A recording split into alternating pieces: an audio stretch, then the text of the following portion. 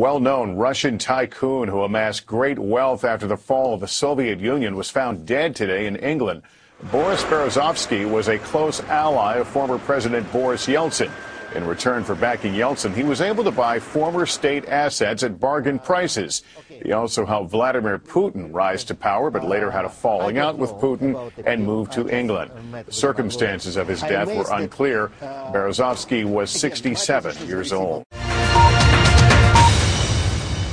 Police in Britain say they have found no evidence that anyone else was involved in the death of the exiled Russian oligarch Boris Berezovsky.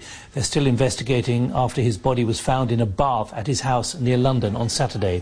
Mr. Berezovsky was 67. He fled to Britain after falling out with President Putin and becoming a fierce critic of the Russian leader.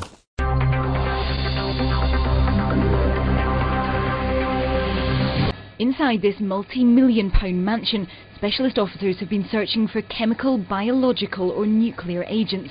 But they found no trace, and the investigation will now focus on the state of mind of Boris Berezovsky, a man who was once one of Russia's most powerful businessmen, but more recently one of the Kremlin's most wanted.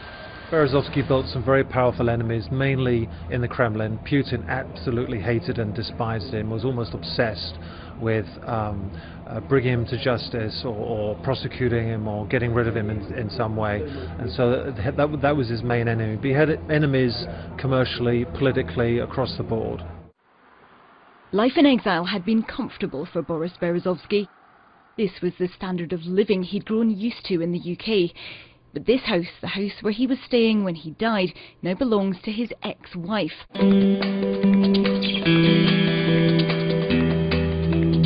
British police investigating the death of Russian tycoon Boris Berezovsky say there are no suspicious circumstances, but they're keeping an open mind.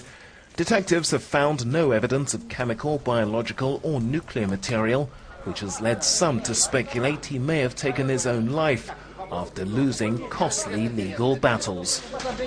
Clearly, this man, who was once pretty much the richest man in Russia in the 1990s, had lost much of his fortune. He was obviously still living in a mansion in Surrey in the United Kingdom, so it's not clear to that extent. So we don't really know much about his state of mind other than hearsay and speculation. But clearly, his fortunes had faded, politically and financially, in the last sort of 10 to 2 years, respectively. As British forensic police continue with their investigation, the circumstances around the death of Boris Berezovsky remain unclear. But for the late tycoon's lawyer, it was suicide. Many people close to Boris Berezovsky have been saying in recent days, and indeed in recent years, that his financial situation had been worsening with every day. He had large debts. The businessman had lost millions in a succession of lawsuits, in particular against billionaire Roman Abramovich in August 2012. Berezovsky was forced to pay 41 million euros in legal fees to his former partner. After losing to Abramovich, Boris Berezovsky was in a critical mental state. He even went to Israel to undergo treatment in a clinic that specialized in treating people after they'd been through a long nervous breakdown. Berezovsky's death after 12 years in exile has not softened many Russians' opinion of him. This woman says he betrayed Russia and wrecked many things for the country during its hardest times. Demyan Kudryavtsev used to work for Berezovsky and remained a family friend. He was one of the first to learn of his death. Selfish, but positive. He was very difficult, but a good friend. He tried to be a good friend and good man. Sometimes he didn't succeed. Despite those flaws and failures, Kudryavtsev says he's proud to have witnessed Berezovsky's efforts to change Russia. No, business wasn't important for him.